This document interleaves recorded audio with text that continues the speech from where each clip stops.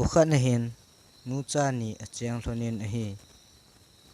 achapa min hi doctor thangboy akiti hichi doctor thangboy hin a in to ki gamhla thim mun khat na hin clinic khat ahongin a hi hiti chun ama hi a in to ki gamhla ji in gari khat kar khat na hin ahong jin a hi nikhat hi lampi a gari a ahong pe hin lampa ma numei khat amun hichinu ko ma chun hoilang chi ding na him tia ado le hichinu chun school chi ding ka hi e atin hichipa chun thangbo jin na school to ke clinic akinaye ke gari ahong to tan atin ahin la hichinu chu ada cha khe in thangboin aha seiwal pha nin hichinu chu Jessica chu thangboy gari achun ato tan a hi hiti chun thangboin Jessica chu schoolin atha pa jin ama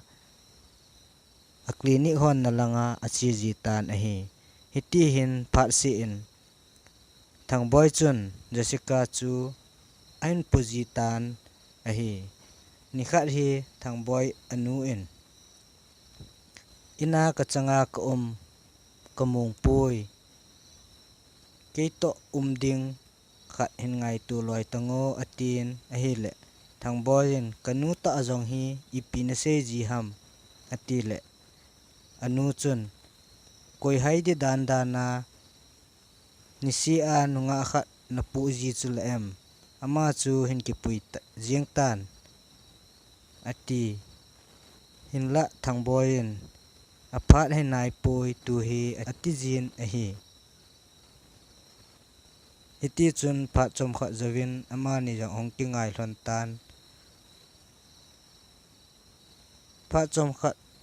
ong ki ngai zo hlon hin thangbo jen jong hichi Jessica chu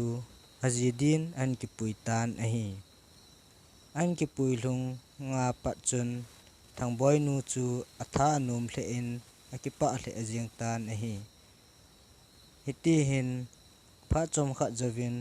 Jessica jong chu skula teacher a hin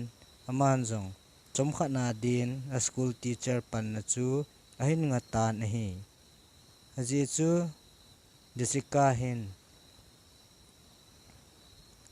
naw hen vop tan a hi nikhat hi thangbo jin Jessica chu aga akoyin kahin ngai ji e tin hoi ta in akoi cha khe tan hi chun thangboy chun tina khat an tham khatan a hi ji phat chun aman jong azinu Jessica chu hospital langin check up din asol tan a hi nikhat ama jong a clinic hon na lang zona gari a hlai pet hin a phone ahong gingin aman jong aga alan ipithu hitam tia aga ado le agel pha lovin azinu report chun azinu Jessica hi skin cancer a hi dan thu ahin seipi tawin ama jong alungim walin agari tol he phalovin photlot lovin lampanga thingphung khat atat khatan hichi achun thangboy jong amit te ni akisu kha tan a hi khomulovin tan ahin wang phat ta in Jessica chu naw nei din tan doctor hon ha ta in aboi piwin hinla wangsit ta in Jessica damdo zo talovin chanu mel hoi ta khat ane zo zovin angai ta aji acha chule ate api da hlan ain khu na be tan a hi chu in thangboy ahong lu nin kalung set ka ngai lu Jessi chung pathe nin nana thu lel eimu sa anom lo ji a kamit te ni eila api hen lang ka ngai lu ka ji nang jing jong ela pi jong le chanu mel hoi ta nei hin pi ji in kakipa e atin hakan akap tan a hi iti hin ichi thu sim hi ani ki chai tan a hi ngai lu na nei ta e na ngai pi o zo se chunga kakipa na kan phu nge kakipa e